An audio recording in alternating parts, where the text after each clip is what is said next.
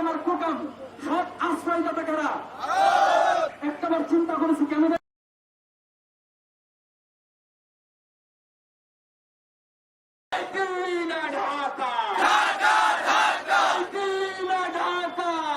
আরেকটা ভাই মারা গেছে, যাকে পাথর দিয়ে নিক্ষেপ করে মারা হয়েছে। একটু না একটু করে ভোট দেওয়ার ট্রাই করবো, কারণ আমাদের মেন মাধ্যম অনলাইন। আমাদের এভাবে বসে থাকলে আমরা সবাই হাদি হব।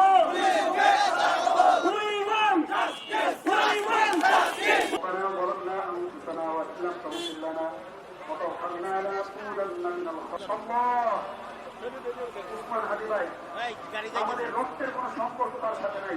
অন্তর ছিল দেশপ্রেম, তার অন্তর ছিল ইমান। আজকে সেই উসমান হাদি ভাইয়ের জন্য তাদের সন্তানগুলোকে তারা কুরবান করে দেওয়ার জন্য মাঠে নেমে এসেছে। আল্লাহ উসমান হাদি ভাইয়ের হত্যার সাথে যারাই জড়িত, আল্লাহ তাদের যদি হেদায়েত থাকে হেদায়েত দাও, যদি হেদায়েত না থাকে আল্লাহ যে দলের লোকই এর সাথে যুক্ত থাকুক না কেন, তাদেরকে আল্লাহ দুনিয়া থেকে ইজ্জত নষ্ট করে বেইজ্জতের সাথে লাঞ্ছনার সাথে দুনিয়া থেকে বিদায় করে দাও। দেশের পক্ষে লড়াই করতে পারি তাওফিক আমাদের দান করে দাও। আমিন বিরহমাতিকা ইয়া আরহামার রাহিমিন। আমাদের যে মানুষটি ইনসাফের কথা শিখিয়েছে, ন্যায়ের পক্ষের কথা শিখিয়েছে, সেই মানুষের পক্ষে আজকে আমাদের রাস্তায় দাঁড়াতে হয়েছে।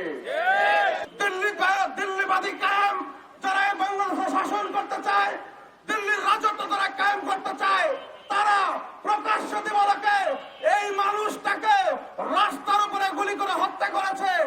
এর চাইতে জঘন্যতম অপরাধ, এর চাইতে জঘন্যতম অন্যায় আল্লাহর জমিনের নিচে আর আছে কিনা আমরা সন্দেহ করি।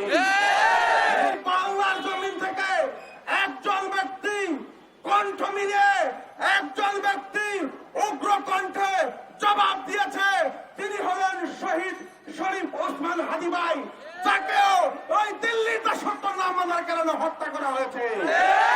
হাদি শুধু কথাই বলেছে, বিনিময় পেয়েছে গুলি ভরা জীবন, বিনিময় পেয়েছে অল্প বয়সে পৃথিবী ছেড়ে আল্লাহর ডাকে সাড়া দিয়ে চলে গিয়েছে। একটা হাদি একটা বাংলাদেশ, আর সেই হাদিকে কিভাবে হত্যা করা হয়েছে। আর যদি হাদির হত্যার বিচার না হয়, আমি মনে করি না এদেশে আমার সন্তানের কোন জীবনের নিরাপত্তা আছে। এই যারা ক্ষমতা তাদের প্রতি, তো যদি একটা হাদির হত্যার বিচার করতে না পারে, আমরা কিসের ভোটাধিকার প্রয়োগ করবো?